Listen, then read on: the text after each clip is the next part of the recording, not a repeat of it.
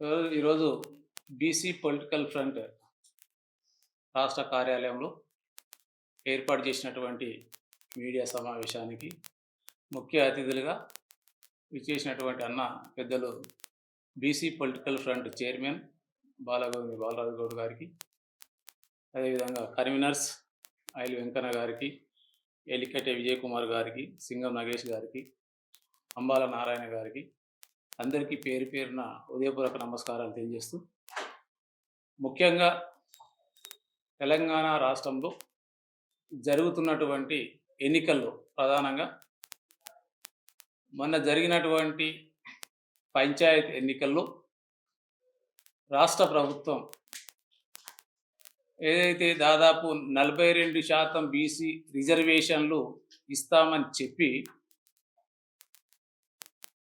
కేవలం హైకోర్టులో, సుప్రీంకోర్టులో సాకులు చూపించి కేంద్రంలో రావాల్సినటువంటి బడ్జెట్ను చూపించి పంచాయతీ ఎన్నికలు 17% తోటి పంచాయతీ ఎన్నికలు నిర్వహించడం జరిగింది. మేము రాష్ట్ర వ్యాప్తంగా తిరిగి బీసీలను చైతన్యం చేసి 42% రిజర్వేషన్లతోటి రాష్ట్ర ప్రభుత్వం ముందుకెళ్తే దాన్ని ఎదుర్కొని 52% పంచాయతీ ఎన్నికల్లో విజయం సాధించడం జరిగింది. తద్వారా రాష్ట్ర ప్రభుత్వానికి కానీ మిగతా రాజకీయ పార్టీలకు కూడా మేము చెప్పాం, 52% గెలిచి చూపించాం. ఈ రాష్ట్రంలో కులగణన ద్వారా బీసీల జనాభా 56% అని చెప్పినాం. జనాభా దామాష ప్రకారంగా బీసీలకు రిజర్వేషన్లు కల్పించమంటే మళ్ళీ మొన్న మున్సిపల్ ఎన్నికల్లో కూడా 31% రిజర్వేషన్ ఇచ్చి దాదాపు 50% జనరల్ స్థానాలు కేటాయించి రాష్ట్ర ప్రభుత్వం మిగతా రాజకీయ పార్టీలు ముందలకెళ్తే మళ్ళీ మేము మా బీసీలను మొత్తం చైతన్యం చేసి, ఓ బీసీ మేలుకో, ఈ రాష్ట్రాన్ని ఏలుకో, ఓటు మనదే, సీటు మనదే, జనం మనదే, బలం మనదే, ఏకమైతే విజయం మనది అనేటువంటి నినాదంతో ఈరోజు మేము ప్రజల్లోకి ఈ యొక్క సోషల్ మీడియా ద్వారా, రాష్ట్రంలో వివిధ పత్రికల ద్వారా ప్రతి జిల్లాలో మేము పర్యటించి బీసీలను చైతన్య దిశగా ఈరోజు దాదాపు 116 మున్సిపల్ చైర్మన్లకు గాను దాదాపు 65 వరకు మున్సిపల్ చైర్మన్లుగా, దాదాపు వైస్ చైర్మన్లు కూడా 50 బీసీలు ఈరోజు సాధించుకోవడం జరిగింది. ఏదైతే మొన్న మేము బషీర్బాగ్ ప్రెస్ క్లబ్లో చెప్పామో, దాదాపు 116 మున్సిపల్ చైర్మన్ లోపల 70 స్థానాలు కైవసం చేసుకోవాలని అనుకున్నాం. దానికి అనుకూలంగానే ఈరోజు 65 చైర్మన్లు ఈరోజు బీసీలు గెలుచుకోవడం జరిగింది. అదేవిధంగా 4 కార్పొరేషన్లు కూడా మేయర్ అడిగాం. ఈరోజు అదేవిధంగా 4 మేయర్ స్థానాలు కూడా ఈరోజు బీసీలు కైవసం చేసుకోవడం జరిగింది. ఈరోజు మున్సిపల్ మేయర్లుగా, చైర్మన్లుగా, వైస్ చైర్మన్లుగా, అదే కౌన్సిలర్గా గెలిచినటువంటి ప్రతి బీసీ సోదరుడికి బీసీ ఫెడరేషన్ యొక్క బీసీ పొలిటికల్ ఫ్రంట్ తరఫున హృదయపూర్వకంగా శుభాకాంక్షలు, అభినందనలు తెలియజేస్తూ, ఇదే ఒరవడి తోటి మనం బీసీలందరం కూడా ముందుకు కదలాలి. రేపు జెడ్పీటీసీ వచ్చినా, ఎంపీటీసీ వచ్చినా జనాభా దామాష ప్రకారంగా మనం ఎప్పుడైతే మన జనాభా దామాష ప్రకారంగా సీట్లను కైవసం చేసుకుంటామో, రాజకీయ పరంగా ఎప్పుడైతే మనం ముందుకెళ్తామో అప్పుడే ఈ రాజకీయ పార్టీలు భయపడి మన హక్కులు సాధించుకోవడానికి అవకాశం ఉంటుంది, వాళ్ళు ఇవ్వడానికి కూడా అవకాశం ఉంటుంది. ఎన్నో చోట్ల ఎన్నో గందరగోళాలు సృష్టించినప్పటికీ, కిడ్నాపులు చేసినప్పటికీ, చాలామందిని తీసుకుపోయి చాలా ఏరియాలలో క్యాంపు రాజకీయాలు చేసినప్పటికీ, కోట్లాది రూపాయల బేర సారాలు చేసినప్పటికీ ఈరోజు అన్నిటికీ మరి ఎదురు తిరిగి ఈరోజు మరి ఈ విధమైనటువంటి ఫలితాలు సాధించుకున్నారంటే ఈ రాష్ట్రంలో వచ్చినటువంటి బీసీల చైతన్యానికి ఇది ఒక నాంది. రాబోయేది కూడా బీసీల శకం ఈ రాష్ట్రంలో మొదలయ్యింది. ఇప్పటి నుంచి ఏ ఎన్నికలు నిర్వహించినా అత్యధికంగా బీసీలు గెలుపొందడం ఖాయమని చెప్పి సందర్భంగా గుర్తు చేస్తున్నాం. ఇప్పటికైనా ఈ రాష్ట్ర ముఖ్యమంత్రి గారు ఒకసారి ఆలోచనతోటి బీసీలకు రావాల్సినటువంటి బడ్జెట్ విషయం లోపల కానీ, విద్యాపరంగా బీసీ విద్యార్థులకు ఇవ్వాల్సినటువంటి స్కాలర్షిప్ విషయంలో కానీ, అదేవిధంగా బీసీలకు ఇస్తున్నటువంటి 20,000 కోట్ల నిధుల విషయంలో కానీ కుల సంఘాలకు ఇస్తున్నటువంటి ఫెడరేషన్ల విషయంలో కానీ ప్రతి అంశం లోపల కూడా ఇప్పటికైనా మీరు ఆలోచించి నిర్ణయం తీసుకొని బీసీలకు జనాభా దామాష ప్రకారంగా సగం బడ్జెట్ కేటాయించి ఈ యొక్క కులాలను చేరదీసకపోతే ఇప్పుడు మేము సామాజిక అడుగు అడుగుతున్నాం. ఎస్సీల వాట అడగట్లేదు, ఎస్టీల వాట అడగట్లేదు, ఓసీల వాట అడగట్లేదు. మేము సామాజిక న్యాయం అడుగుతున్నాం. తెలంగాణలో బీసీలు ఎంత ఉందామో అంత శాతం ఇవ్వమంటాము. దానికి మీరందరూ కూడా కులగణన చేసేసి మీరు చెప్పారు, మాట ఇచ్చారు, కేంద్రంలో బీసీ బిల్లు పెడతామని చెప్పారు, కేంద్ర ప్రభుత్వం మెడలు వస్తామని చెప్పారు, జాతీయ పార్టీలను హెచ్చరిస్తామని చెప్పారు, తెలంగాణని దేశంలో రోల్ మోడల్గా చూపిస్తామని చెప్పారు, దేశంలో ఉన్నటువంటి క్రిమిలేరీ విధానాన్ని ఎత్తేస్తామని చెప్పారు, ఈ బీసీలో ప్రత్యేకమైనటువంటి మంత్రిత్వ శాఖ కోసం పోరాటం చేస్తామన్నారు. కానీ 2.5 సంవత్సరాలైనా ఇప్పటి వరకు ఎలాంటి కార్యాచరణ చేయకుండా, ఎక్కడ వేసిన గొంగడట్లే విధంగా ఎక్కడ కూడా బీసీల పక్షాన మాట్లాడకుండా, బీసీ రిజర్వేషన్ అంశాన్ని పార్లమెంట్లో ఈరోజు లేవనెత్తకుండా, ఈరోజు దుర్మార్గంగా ఈ యొక్క అధికార పార్టీ దానికి మరి సపోర్ట్ చేస్తున్నటువంటి ఇలా బీఆర్ఎస్ పార్టీ కానీ బీజేపీ పార్టీ కానీ ఇవ్వాల్సినటువంటి పార్టీ ఇవ్వట్లేదు. ప్రశ్నించాల్సినటువంటి కాంగ్రెస్ ప్రభుత్వం ప్రశ్నించాలి, బీఆర్ఎస్ వాళ్ళు ప్రశ్నించట్లేదు, బీజేపీ వాళ్ళు ప్రశ్నిస్తున్నారు. అంటే 3 రాజకీయ పార్టీలు కుమ్మక్కుతోటి ఇలా రాజకీయాలు చేస్తూ ఉన్నాయి. కాబట్టి ఈ రాజకీయం చేస్తున్నటువంటి నాయకులను నిన్న మొన్న మనం చూసినాం, మున్సిపల్లో వాళ్ళ యొక్క చైర్మన్ సీట్ల కోసము ఎన్ని రకాలైనటువంటి, అంటే బీజేపీ తోటి ఒక చోట కాంగ్రెస్లతోటి బీజేపీ వాళ్ళు, బీఆర్ఎస్ బీజేపీ కలిసి ఇట్లా రకరకాలైనటువంటి, అంటే ఎక్కడ కూడా వాళ్లకు పార్టీ ముఖ్యం కాదు, పదవులే ముఖ్యమైనటువంటి పరిస్థితుల్లో ఈరోజు వాళ్ళు ముందుకెళ్ళినటువంటిది. కాబట్టి బీసీలందరూ మీరు ఒక్కసారి గమనించాలి. మనం కూడా రాజకీయమే చేయాలి. రాజకీయం ద్వారానే ఈరోజు పదవుల ద్వారానే బీసీలు హక్కులు సాధించుకుంటాం. కాబట్టి ఆ విధంగా ముందుకెళ్లాలని చెప్పేసి ఈరోజు మీడియా ముఖంగా మేము చెప్పదలుచుకున్నాం. ఖచ్చితంగా ఇదే ఒరవడితోటి ఇవాళ 65% గెలిచి చూపించాం. రేపు జెడ్పీటీసీ ఎంపీటీసీలో 75% కైవసం చేసుకొని రాజకీయ పార్టీలకు బుద్ధి చెప్తామని చెప్పి హెచ్చరిస్తాం. ఇంతకుముందే మన చైర్మన్ గారు, వైస్ చైర్మన్ గారు క్లుప్తంగా 2 ఎన్నికల్లో జరిగినటువంటి విజయాలకు సంబంధించిన అంశాలని చెప్పడం జరిగింది. ఎంతో ప్రతిష్టాత్మకంగా అనేక కష్ట నష్టాల కూర్చి గ్రామ పంచాయతీ, మున్సిపాలిటీ, కార్పొరేషన్లలో అటు సర్పంచులుగా, ఉప సర్పంచులుగా, వార్డు మెంబర్లుగా, ఇటు కౌన్సిలర్లుగా, చైర్మన్లుగా, డిప్యూటీ చైర్మన్లుగా, ఇటు మేయర్లుగా, డిప్యూటీ మేయర్లుగా, కార్పొరేటర్లుగా గెలిచిన ప్రతి ఒక్కరికి కూడా అభినందనలు, కృతజ్ఞత తెలియజేసుకుంటాం.